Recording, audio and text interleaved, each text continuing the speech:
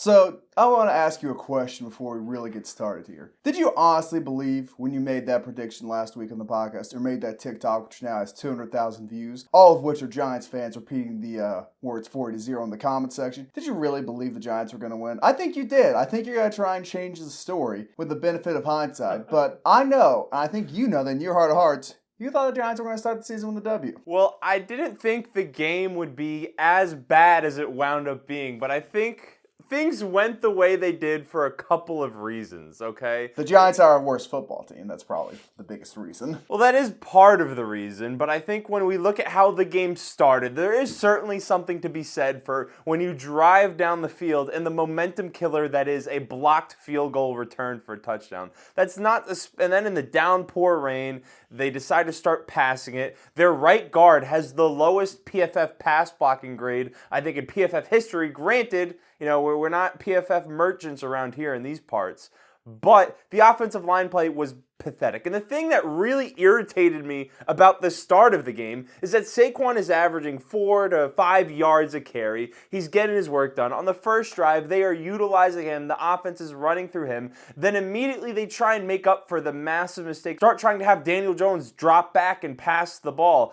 Offensive line not ready for that Cowboys pass rush. And that Cowboys pass rush is special. That's the one thing we learned from that game. The Giants receivers and Daniel Jones, definitely not a full functioning unit yet. Different type of special.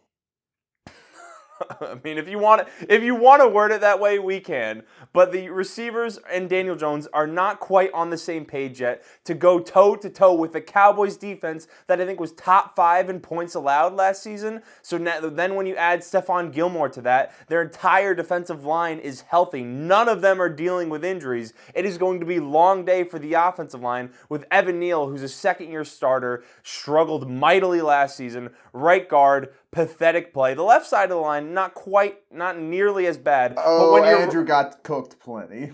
Andrew was also a victim. Let's not pretend he wasn't. No, he didn't play perfect. I think the stats, he allowed 3 quarterback pressures. I don't know if he allowed a sack, but the right guard, I think, allowed like 12 quarterback pressures. And when your running back is the highest graded pass blocker on the team, that is not a good look for your pass protection. Everything you just said is something us logical NFL fans knew coming into the season. We knew the Cowboys were going to have a great defense. We knew they were going to dominate the Giants. This is not new news for us. Nothing new has been covered here. I'm a bit surprised it got as bad as it did. I thought it was going to be maybe like a 30-12 type game. The Giants squeak a few touchdowns, one in the first half, one in the second half, multiple missed extra points. Your kicker stinks. I wasn't ready for 40-0. You weren't ready for 40-0. But this should be pretty obvious to most folks that the Cowboys are the team in the NFC. The 49ers have their issues. The Eagles have their issues. The rain was the only issue for the Cowboys offense last evening, I'll be honest with you. So if you're going to say the rain is the only issue for the Cowboys offense, I think we can definitely say it played a major part, and the Giants basically... Did it stop raining when the Giants had the ball? No, it was raining when the Giants had the ball. So, I mean, I think that played a part in when it comes to both offenses. I don't think we found a whole lot out about either team's offense because there's so many new pieces on the Giants' offense. They got knocked off their game early and got obliterated by a defense that was one of the best in the NFL last season, only added pieces, and looks like it's going to be the best outside of Waller, what new pieces do the Giants have? They still got Hodges. Paris Campbell, Sterling Shepard barely played last year. Darren Waller is brand new. I know you just said it. Jalen Hyatt is brand new. Their center's brand new. Played. You still rolling out Hodges? Man, you had one meaningful contributor on that offense who was new. This team's offense stinks. They're not going to have to play the Cowboys every single week, but you have got to admit, that O-line play was so terrible.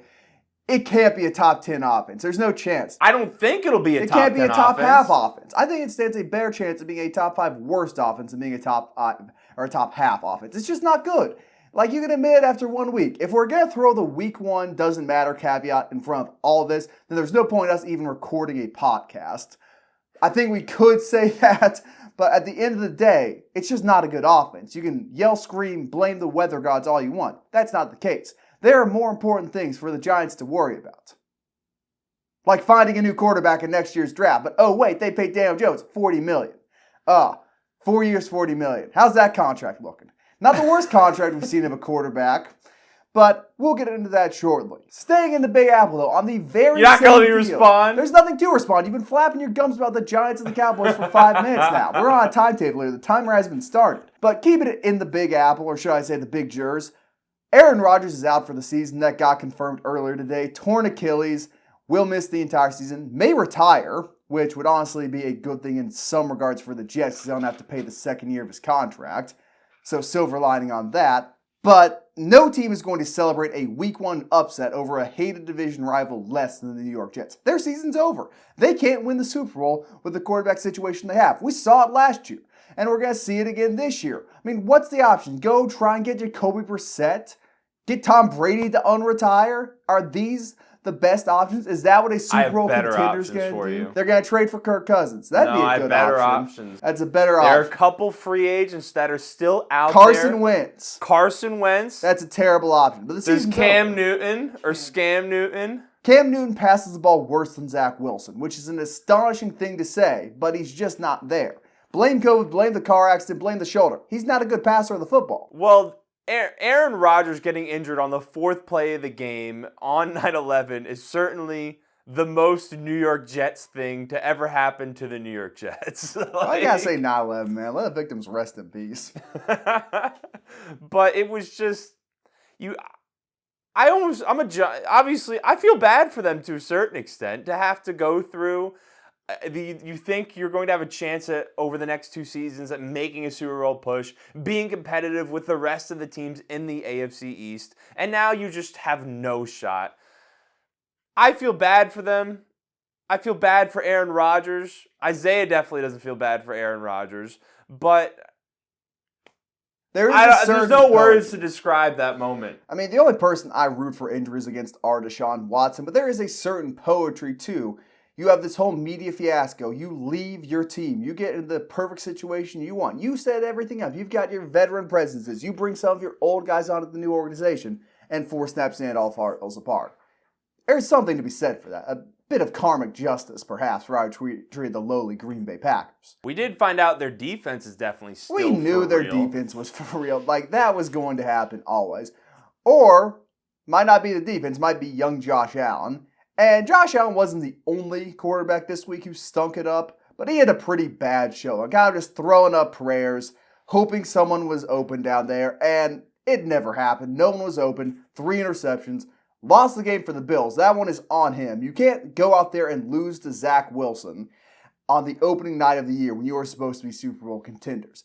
I think the Bills' offense and their team as a whole is deeply flawed, and Josh Allen kind of covers a lot of that up. He did not do any covering up this evening. They still stunk. Well, now, of course, I think there is an element of Week 1 doesn't really matter to anything we're going to say about anything that took place in Week 1 with Josh Allen, whether it be Joe Burrow. Week 1 and playing into an elite defense. The defenses always have the advantage early in the year. It's the case in college, case in high school, case in the NFL. And I am going to largely agree with it. I don't think it's ring the alarm bells. Josh Allen is all of a sudden a bum. I don't think he's all of a sudden he's outside of the top 10 or even outside of the top 5 for that matter. But I do think there is a concerning trend with how his play has been going. I mean, he has the most interceptions and turnovers since he entered the league. Since Brian Daboll left the Buffalo Bills organization, his play has only gone on a downward trajectory. And with the way they ended last season, struggling to beat the Dolphins with Skylar Thompson at quarterback, and then you get obliterated by the Bengals, and then you open next season against the Jets, who have their quarterback get injured on the 4th play of the game, doesn't even complete a pass, and you get the ball in overtime, and you don't win the game, and you're throwing up the same mistakes, 2 horrible interceptions where he just arm punts it down the field to the Jets and gives the ball to the other team, and then has another interception that game, all to the same player. So I just think at this point, it doesn't mean anything necessarily, but it certainly is a concerning trend. It doesn't mean anything, but you should be concerned. Speaking of concerning performances, in the 2 days since Joe Burrow signed his 5-year, $275 million contract, he has gotten fat and lazy. That's what I took away from that game. You watched the Bengals-Browns, right? You didn't just read something. You've seen the whole game. He looked dreadful. He was missing everybody. He was missing Chase. He was missing Higgins. He was missing Mixon out of the backfield. It was awful. The O-line, supposedly fixed once again in free agency, still awful. But Burrow couldn't complete anything. Blame the rain if you want, but I think that was a worse performance than Josh Allen. That Jets defense is definitely better than the Browns. Browns are going to have a good defense, maybe top 10, but the Jets have a top 1 defense. And it's just embarrassing. You can't go out and do that after signing the contract. Again, week 1 defense has the advantage, but come on, Joe Burrow. Come on, Icy Joe, Joe Frosty, Joe Chill. No, you can't do it. No, see, this is where I'm going to disagree with you because I think taking a look at that game, bad week 1 performances happen, and Joe Burrow has earned, there's no downward trajectory with Joe Burrow. Now, if this is the start of him being fat and lazy, this may be the start of him being fat and lazy, and we look back on this and he got his contract and he's horrible. Granted, this is overreactions week 1, so it is what it is. But he has earned the right to have a one-off bad game against a Browns defense that I think is way better than anyone expected heading into the season. They still have Myles Garrett, they have Jadeveon Clowney, their secondary is healthy, they have Jeremiah Owusu-Koramoah, I believe he's fully healthy and playing, so their defense has got a bunch of guys on it, and they controlled the game on the offensive side of the ball with the run. I mean, they were averaging 5.2 yards a carry and had 200 yards of offense, and the Bengals could not stop the run to save their life. Now, when it comes to Browns fans, don't get too excited about Deshaun Watson because he did average over 5 yards a carry, and that opened up the play-action game, which a majority of his completions came from. Slight rant on Deshaun Watson there. But I'm not worried at all about Joe Burrow. There's no downward trajectory and trend there going on. If anyone blows it out of proportion if you're upset and think Joe Burrow is going to go downward here. Josh Allen plays through a bad shoulder injury in the playoffs. Doesn't look great. Then has a bad week 1 against an elite defense. He's cooked. Oh, man. I didn't say he's cooked. You said it could be a concerning trend. It is a concerning trend. How'd Joe Burrow go out in the playoffs last year? Didn't play particularly well against the Chiefs, if you ask me. The entirety of last season, Josh Allen did not look quite as good as he did. No, that's just not true. He looked great the first 5 weeks. He was the leading MVP candidate the first 5 weeks. Do that face all you want. You can reveal your casual nature to the entire 500 viewers who are watching this. Josh Allen looked great until he got hurt. There's no conversation to be had about that. It's okay to be wrong. It's okay to not know anything about the Buffalo Bills. They make me want to shout. Shout out to the 4 people who will know the Bills fight song from back in the day. It really wasn't a good week for any quarterback. Probably should make us take it a bit easy on all the other quarterbacks. But Jalen Hurts got outplayed by Mac Jones, of all people. The quarterback we all thought was going to get fired halfway through the year, who the Patriots cut Bailey's after for the sake of making Mac Jones feel better about himself. That guy outplayed Jalen Hurts. Hurts looked awful. He got saved by his defense this week. Credit to the Eagles' defense. We thought they were going to regress a little bit going into the year. Maybe it's playing the Patriots. Maybe it's the fact they're still just a top-tier unit with strong pieces on the D-line.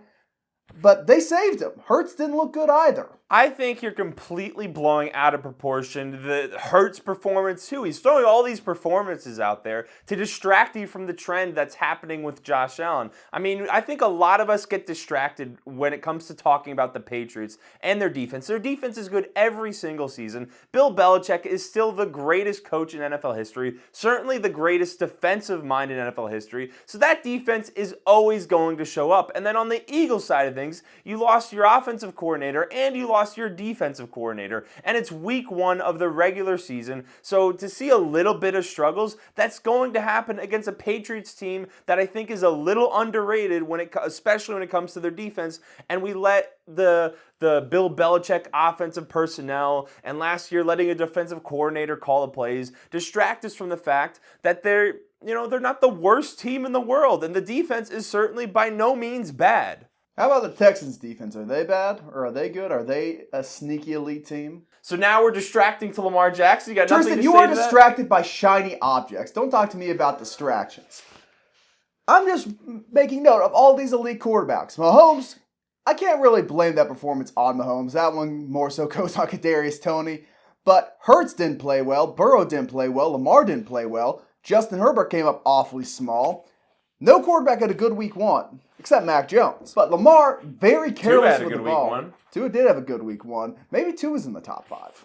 But Lamar Jackson was really careless with the ball, which is concerning. Couldn't complete that many passes downfield. Zay Flowers played very well, but he was the number one target on the Ravens. I don't think that's the case once Andrews comes back. He will see 10 targets turn to 5. I think you'd agree with me on that. But Lamar just giving it away. Careless fumbles, careless picks. Just not good quarterback play from him. Stroud didn't look any better, but Stroud had pressure in his face every single snap. We'd learned nothing about CJ except he can somewhat escape the pocket. Can't escape it for long, but he can at least get outside of it. Not a good performance from Lamar either.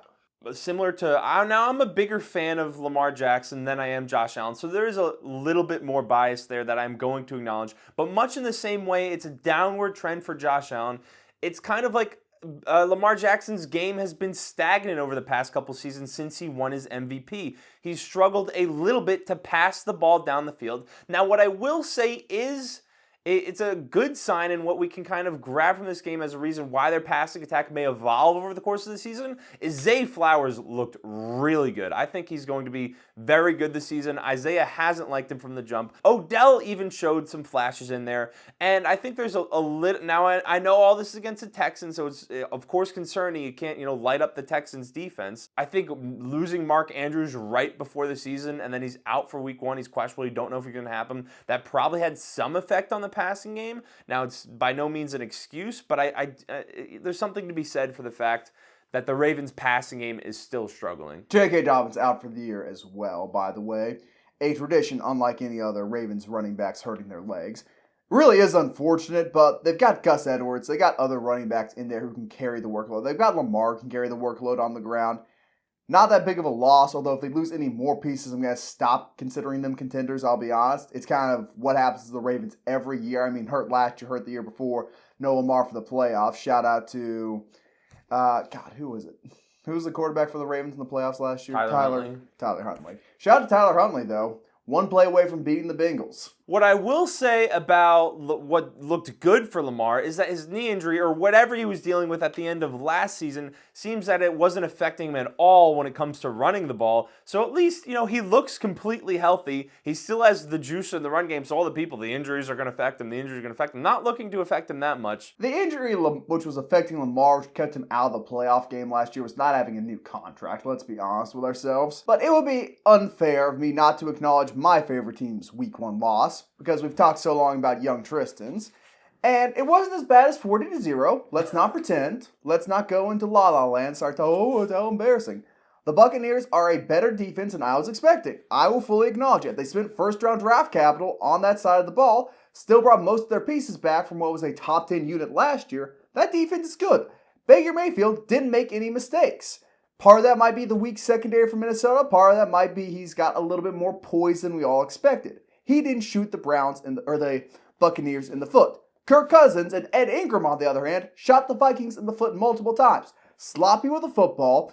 You can't have your guard knocking the ball out of your hands on a pull. You can't throw a bad interception in the red zone.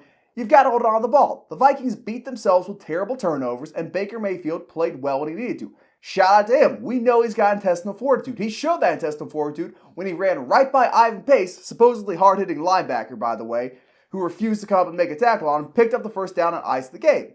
Baker Mayfield and the Buccaneers are going to be a little bit better than we all expect. I think it's fair to say that. Given they play in the NFC South, there's a chance they win that division based off their defense. So the Giants lose to a team that was regarded as one of maybe the best team in the NFC, and it's the doom and gloom for the Giants. But the Vikings, who were a playoff team, won 13 games last year, lose to a team everyone is expecting to have a top 5 pick, and the loss isn't as bad. I mean, it's a terrible loss. The Vikings beat themselves. It looked dreadful. Here's the difference. The Vikings can play better, and they probably win that game. There is no world in which the Giants win that game against the Cowboys. Georgia would have beaten the Giants last Sunday evening. No, they wouldn't have. Georgia, Florida State, Michigan. I might give it to Texas. Very impressive performance against Alabama. All those teams dog-walk the Giants team we saw. That's how bad they played. There's no college team that beats any NFL professional team. You tell me a professional team scores 0 points against another professional team in a 60-minute game. It can happen. It obviously just happened. It's happened before. Not on opening night. Not to this degree. Bring on the Bulldogs. Now, the most disappointing team from this past week, and I might say, oh, he's going to say the Giants. The most disappointing team for me is the Seattle Seahawks because I expected their offense to be a top 5 offense in the NFL last season. I thought we saw Geno Smith really turn the corner last year on his career, and I thought with the addition of Jackson Smith and Jigba, the addition of Zach Charbonnet to rotate through that backfield, the offensive line being another year older from the extremely young offensive line they rolled out there last season, that they'd be even better, especially playing against the Rams, who are widely regarded to have a not so great roster. And a lot of people thought their pick would fall somewhere in the top 5, certainly top 10. And for the Rams to walk out there and just dismantle the Seahawks offense. Aaron Donald was in Geno Smith's face the entire game. It was very disappointing for me, and I think it just goes to show when you have Sean McVay as your head coach, and you have a healthy Matthew Stafford, and you have a healthy Aaron Donald, it is going to be hard for your team to lose games, even if the rest of your roster is young and maybe not necessarily the most talented in the NFL. I thought of something here. The Rams won, the Buccaneers won, and the Raiders won. I think those were the 3 teams everyone kind of thought would be in that Caleb Williams tankathon, and they're all starting their season 1-0. What this goes to show is that the off-season talk means absolutely nothing, and 99% of commentators out there, including us, especially us, know nothing about football. But speaking of knowing some football, I've been crying that Tua Tagovailoa in the Dolphins offense is really good if Tua's healthy. If he can think straight, if his shoulder's fine, if his brain is intact, he is a great quarterback who can connect with Tyreek Hill. And we saw that this Sunday. He outplayed Justin Herbert to an extreme degree. Doubled the passing yards. 3 passing touchdowns, big clutch throws into tight windows, throws deep downfield to a wide open Tyreek Hill. Some of the credit goes to Hill, obviously. Phenomenal game, on pace for 3,500 yards or something. But Tua played great, there's no two ways about it. And Justin Herbert, other sideline, had Keenan Allen, had Mike Williams, had Johnston, had Cam Akers. He had his help. Hold on, did I say? Yeah, that is Cam Akers. There's Austin Eckler. I'm getting my LA running backs confused. Had Austin Eckler. Had phenomenal weapons himself. His O-line was healthy. Tua's wasn't. He was missing his best offensive lineman. Still outplayed him.